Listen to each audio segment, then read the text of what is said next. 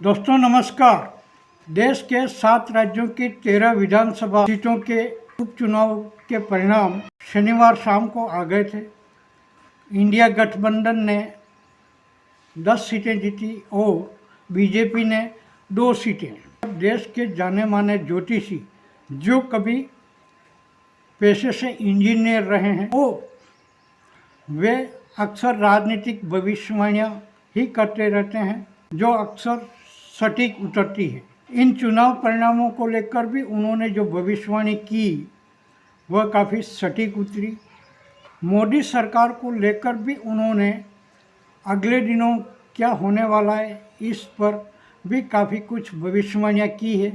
तो आइए देखते हैं उनकी भविष्यवाणियों में क्या छुपा है। नमस्कार, मैं हूं संजय शर्मा। चलिए जी, आप तो धमाल कर देते हैं। आपने पिछले शायद मुझसे 15 दिन पहले शो में या 20 दिन पहले जो हम लोगों ने शो किया था उसमें कहा था कि 12 जुलाई से बीजेपी की स्थितियां खराब होंगी, मोदी जी की स्थिति खराब होंगी। तो 12 जुलाई निकली, कल रिजल्ट आए उपचुनाव के, झाड़ू लग गई। 13 में से 11 सीटें विपक्ष ने जीती, 2 सीटें केवल बीजेपी जीत पाई। उसमें भी एक सीट केवल 3000 वोट से जीती। ममता बनर्जी ने बंगाल की चारों सीटें 45,000, 50,000, 55,000 इतने मार्जिन से जीती। ये उपचुनाव के नतीजे तब आएंगे जब 2-3 महीने बाद महाराष्ट्र और हरियाणा में चुनाव होने वाले हैं और इन नतीजों ने इंडिया गठबंधन में फिर खुशी की लहर दौड़ा दी है। आपने कहा था कि 12 जुलाई से बीजेपी की बहुत बुरी स्थिति होने वाली है। तो क्या माना जाए कि आज तो आपकी भविष्यवाणी सही हुई और क्या माना जाए कि अब कम से कम शांति पड़ेगी, अब और बुरा नहीं होगा? क्योंकि उत्तर प्रदेश में भी 10 विधानसभाओं के उपचुनाव होने वाले हैं, तो अब शांति नहीं या फिर यूपी में भी कुछ ऐसे नतीजे आएंगे। बहुत अच्छी बात। 2 दशकों में ये मैं हॉरोस्कोप दिखा रहा हूँ जो इंडिया अलायंस फॉर्म हुआ था, ये इंडिया अलायंस। तो दर्शकों आपको पता है कि इंडिया अलायंस 18 जुलाई 2023 को मंगलवार का दिन था। 4:20 में बेंगलोर में इसकी घोषणा हुई थी कि जो अनाउंसमेंट होती है वो बर्थ का टाइम है। हमारा आप मेथोडोलॉजी समझ चुके हैं कि घटना कहाँ जन्म ले रही है। तो जो वृश्चिक लगन की कुंडली बनी थी, शनि इनके चौथे घर का स्वामी होकर के बैठा हुआ है। 6वें घर में राहु और बृहस्पति हैं और आपके 9वें घर में बुध, चंद्र और सूर्य हैं। 10वें घर में मंगल और शुक्र हैं और केतु इनके 12वें घर हैं। इस कुंडली में आप देखिए ये जो अभी कल जो रिजल्ट आए हैं उसका परिणाम क्यों है, क्योंकि मंगल ने 12 जुलाई को इस कुंडली में, दर्शक इस कुंडली को आप लगाइएगा, आप अक्सर लगाते ही हैं कि इस कुंडली के गोचर को देखिए। जो कल 2 दिन पहले 12 जुलाई को मंगल जब राशि बदला था तो इस कुंडली में 7वें घर में चला गया। और मैंने आपको मित्रों, आपको याद है मैंने लिखा भी था कि मैंने आपके लास्ट प्रोग्राम में कहा था कि 12 जुलाई को जब मंगल राशि बदलेगा तब बीजेपी के लिए अनेक अशुभ समाचार आएंगे, कहा था। तो जो 4 जून को लोकसभा चुनाव परिणाम के बाद में, जो लोकसभा का चुनाव का परिणाम आए थे 4 जून को, उसके बाद 7 राज्यों के ये उपचुनाव हुए हैं, 13 सीटें। और 13 सीटें में से 10 सीटें जीतना मतलब सोचिए लगभग 90% की सक्सेस रेट है। 11वीं सीट भी निर्दलीय जीता है। हाँ, तो अब आप सोचिए कि बीजेपी का एक तरह से तो सुपड़ा साफ हो गया भाई। देखिए पॉलिटिक्स जो है परसेप्शन का गेम है, तो परसेप्शन इनका पूरा तरह ध्वस्त हो चुका है। कोई मोदी ब्रांड नहीं है, कोई इसमें अमित शाह ब्रांड नहीं है, कोई आरएसएस ब्रांड नहीं है, सारे ब्रांड फ्लॉप हो चुके हैं। जो गोदी मीडिया से थोड़ा बहुत, वो गोदी मीडिया तो चापलूस सही नौकर है उनका, तो इसलिए वो पैसा देकर थोड़ी बहुत दिखाता है। अदरवाइज मोदी ब्रांड तो पूरी तरह खत्म हो चुका है। क्योंकि मैंने आपके पिछले प्रोग्राम में भी बताया था कि मोदी जी ने जहां जहां प्रचार किया, मजे की बात देखिए, मोदी जी ने जहां जहां प्रचार किया 62% सीटों पर बीजेपी हारी है लोकसभा चुनाव में। संजय जी 62% सीटों पर हारी है। और अमित शाह का तो उससे भी ज्यादा खराब रिकॉर्ड है। अमित शाह ने जहां जहां प्रचार किया वो 70% से ऊपर जो है सीटों पर हारी है। तो अब तो मैंने कहीं अभी किसी की रिपोर्ट पढ़ रहा था संजय जी, जो आने वाले चुनाव है राज्यों के, वहां से बीजेपी की तरफ से मैसेज आया है कृपया करके मोदी जी कोई रैली ना करें हमारे यहाँ।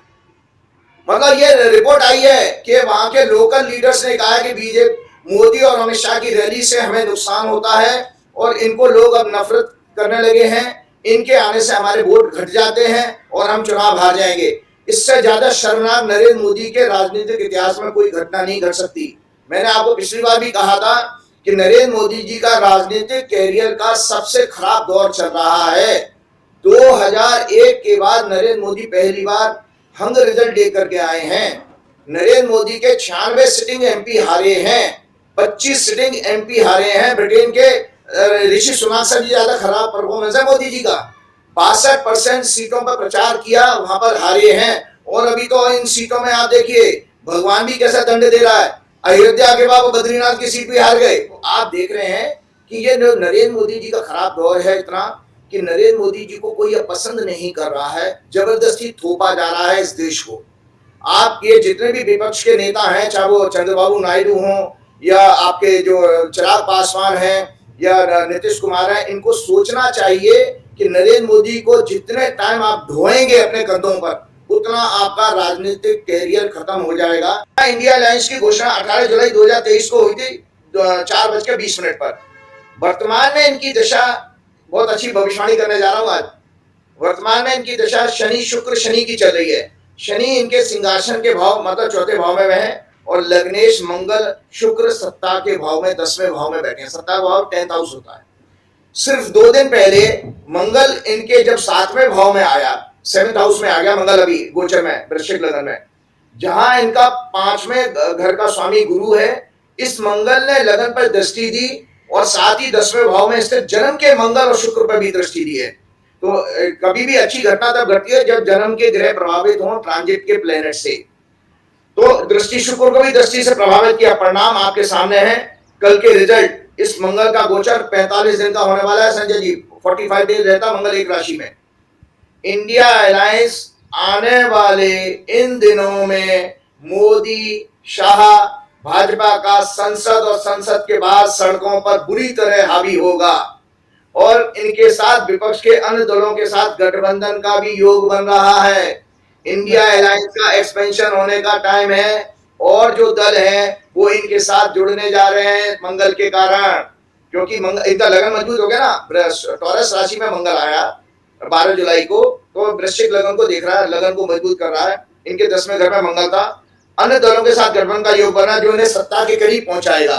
अब आप बताइए संजय जी, गोदी मीडिया से लेकर के, याद करिए अपने जून जुलाई के सारे प्रोग्राम को राइट ऑफ कर दिया था इंडिया अलायंस को आपकी गोदी मीडिया ने, कि खत्म है। जब नीतीश कुमार को जब तोड़ा गया था तब तो बिल्कुल गोदी मीडिया लग गया, अब तो खत्म हो गया, बेदम हो गया फलाना। आज सोचे एक निर्दलीय भी शामिल हो गया। 236 तो एमपीज हैं अभी, और ये अभी ये रिजल्ट आए, अब राजनीतिक माहौल क्या होगा कि भाई देखो 90% सक्सेस रेट आपकी सिर्फ 1 महीने में, अभी 4 जून को निकले हुए 1 महीना हुआ है।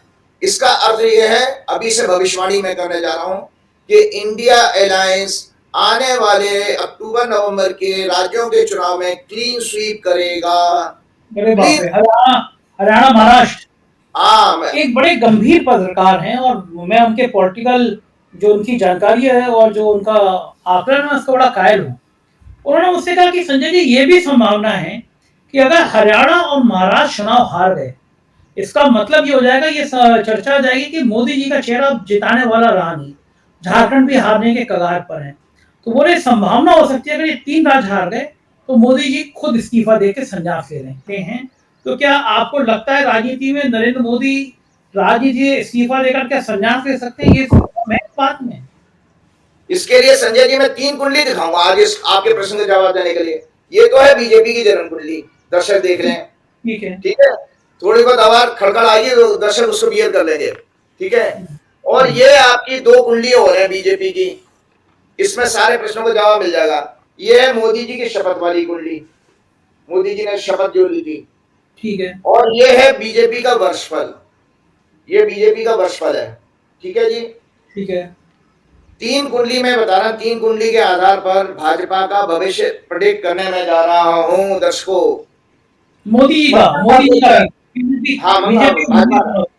हाँ, मंगल का गोचर जो 12 जुलाई को बदला है, और भाजपा का भविष्य, मैंने हेडिंग राइट पॉइंट्स बना लिए थे। भाजपा की जन्म कुंडली में ये 12वें भाव में प्रवेश कर गया है।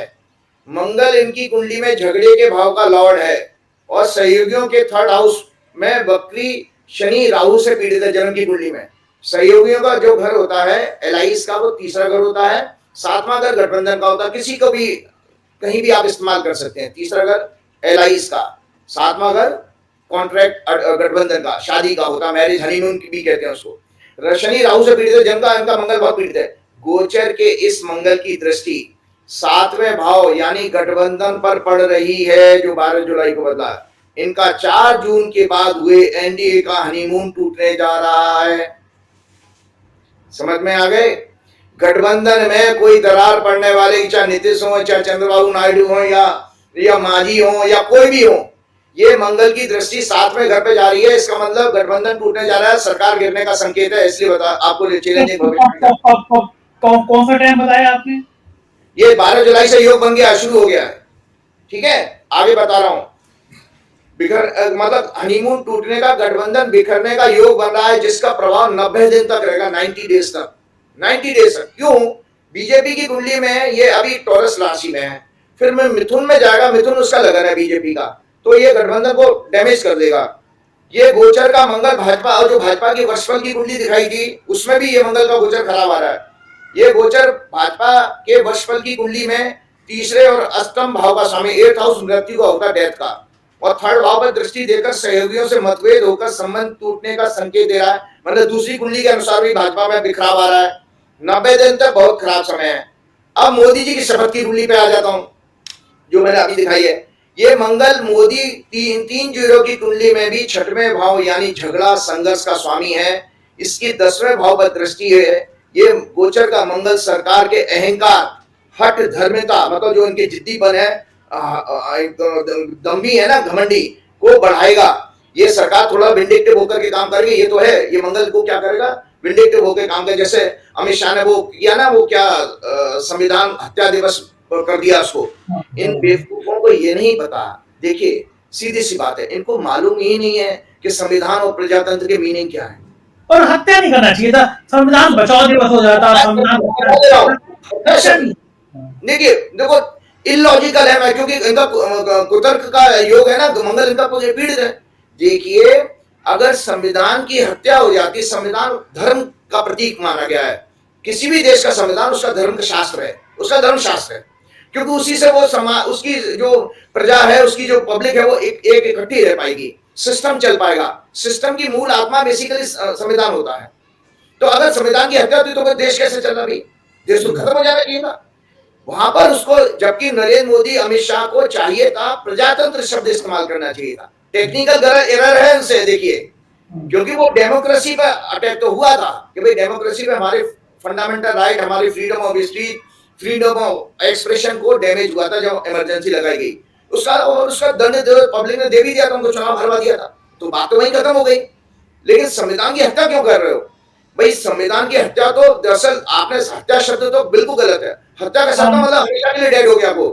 हाँ, इनको चिंतन ये करना, ये घबरा गए दरअसल। जो राहुल गांधी ने संविधान, और लोगों ने, ज्यादातर एमपी ने संविधान पर शपथ ली, और पब्लिक ने, ये जो पब्लिक में मैसेज चला गया कि इनके आते ही हमारा संविधान बदल देंगे, उस वजह से ये चुनाव हार गए। अब इनको कोई वो झुंझुना किसी ने, इनके एडवाइजर ने ये बता दिया होगा कि अब आप संविधान हत्या दिवस बना दो उसको। अरे यार, इसका क्या मतलब है? आपने राष्ट्रपति को भी घसीट लिया इसमें, आपने ओम बिरला जैसे लो आईक्यू आदमी को भी घसीट लिया इसमें, कि ओम बिरला ने भी वहां पर वो सदन में जो है कोई एक क्या नाम कहते हैं उसको, प्रस्तावना करके वो शोक सभा भी कर दी उसमें, 2 मिनट का मौन देते। अरे कौन मर गया था उसमें यार, जो तुम शोक सभा कर रहे हो? आपने 121 वहां पर बेचारे गरीब मर गए हाथरस में, उसमें तो आपने 2 मिनट का मौन रखा नहीं।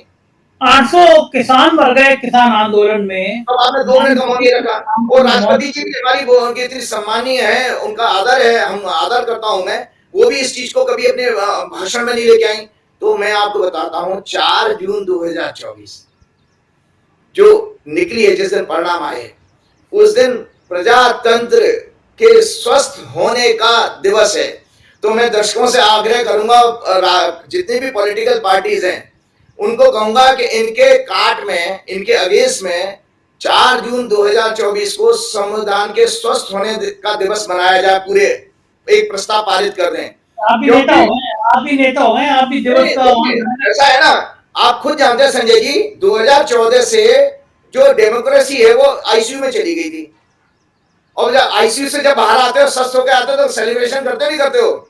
लेकिन आपने उस सवाल का जवाब नहीं दिया कि अगर 3 राज्य हार गए तो क्या नरेंद्र मोदी जी इस्तीफा देके संन्यास ले सकते हैं?